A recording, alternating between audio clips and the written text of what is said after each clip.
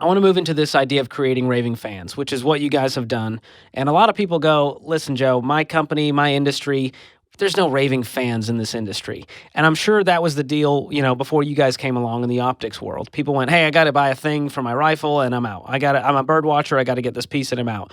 But you guys have done so much in this area, and people are evangelizing your brand. They're telling all their buddies about it. And then the buddies want, they're seeing their friends and they're going, I got to get that. I want to be a part of that community. So, what do you attribute to there being so many raving fans for Vortex? Yeah, it's a good question. And I wish we had, there's so much time that we could spend on this. I would say, again, just to reiterate a few things, is you do really have to care about the customer, and that will come through. So assuming that you truly do care about the customer, I think you need to be fast and you need to be friendly and you need to break the script. And so another good book plug I'd give would be The Power of Moments, also by the Heath brothers. But one of the things that we do is we look for opportunities to do something unique for the customer. So just this morning, I got something from one of our team members who they had a message from a customer who said, I love your brand. I've bought a bunch of your rifle scopes. I'm super excited to use this new one I purchased in hunting season right after my wedding later this month. So that right there, you can just take that letter and say, oh, cool. Let's share it around the office and we're done. Or you can say, okay, this person has bought multiple rifle scopes of ours. They've spent literally thousands of dollars with our brand, and they just told us they're having a wedding next week. Let's do something for their wedding. So, we get together some wedding gifts and we get together a letter and we'll send that out. It'll be a handwritten letter. And so we'll do things like that. And one of the things a guest a few podcasts ago, Casey Graham, mentioned, and I just loved it, was the story scales.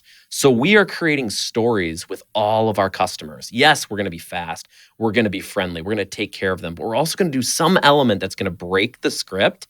And that creates a story, which then gets told from customer to customer. And it really takes on a life of its own.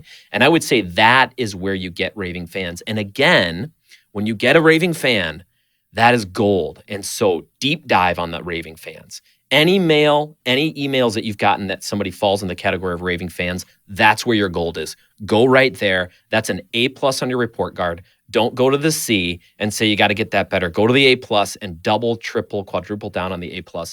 Your business and your customers will be better for it.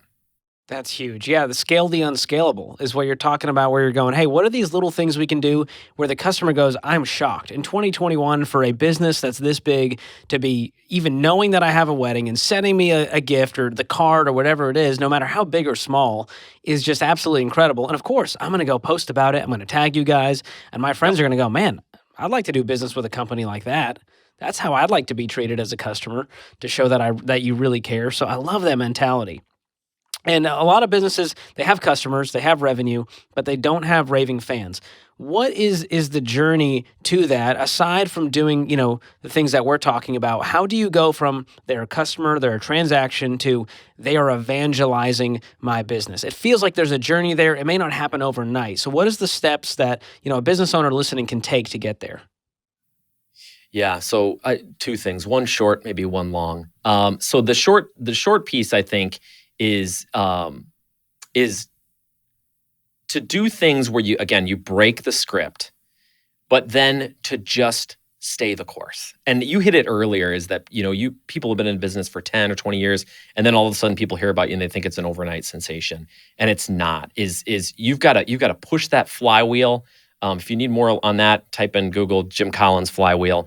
And you really need to do it day after day, week after week, month after month, and then compound interest will kick in.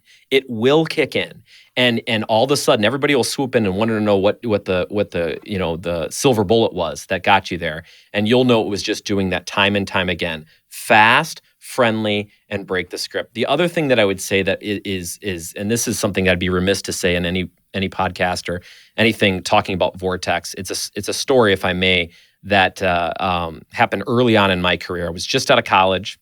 I was real excited. I was green, and I was going to go on the first trade show of Vortex. And my dad sat me down and he went over. He said, Joe, here's our plan. We're going to make products that'll be the best product at that given price point in the market. So the customer is going to get a better value than anybody else. Number two, the retailer that sells our product, they're going to make a meaningful profit margin. After all, we had been retailers, so we wanted to make sure that they made a meaningful profit margin. And third, he said, we're going to give them the best service before, during, and after the sale. He told me that. I thought he had given me the keys to the castle. I was so excited and so jacked up. We go to this trade show, and I'll kind of do the Cliff Notes version. But the trade show was a disaster in the sense that it was the first trade show. No one ever heard of our brand. The only people who went to our booth were looking for where's the nearest bathroom. And so I had a lot of time because there weren't a lot of customers. So I went around to all of our competitors, and I should use air quote competitors because at that time we were just a gnat. Nobody knew about us. And I grabbed some of their literature. And all of our competitors in their own way said the same exact thing. The same thing that my dad had told me. Here I thought he'd give me a map to the treasure, and everybody had the map too. So I got back from the trade show, went in my dad's office, had an appointment. I'm probably being a little over dramatic, but I threw the materials sort of in my dad's face and I said, hey, what gives? I said, everybody has got the same talking points as we do.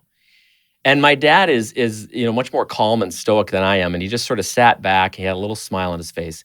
And he said, you know what the difference is? He said, the difference is we're actually going to do it. And that just hit me like, a bullet. And that's what we did. But we were in it for the long haul. And that was in late 2002, early 2003. And I think it was about 2011, 2012, before I actually heard somebody said, man, you guys are really blowing up right now. What's going on? And, of course, I didn't tell them, what are you talking about? We've been at this thing for a long time. But it took us and took that level of commitment. Most of your competitors or people that are doing what you're doing, most of them are going to have the same talking points. Most of them are going to list on their website the same benefits.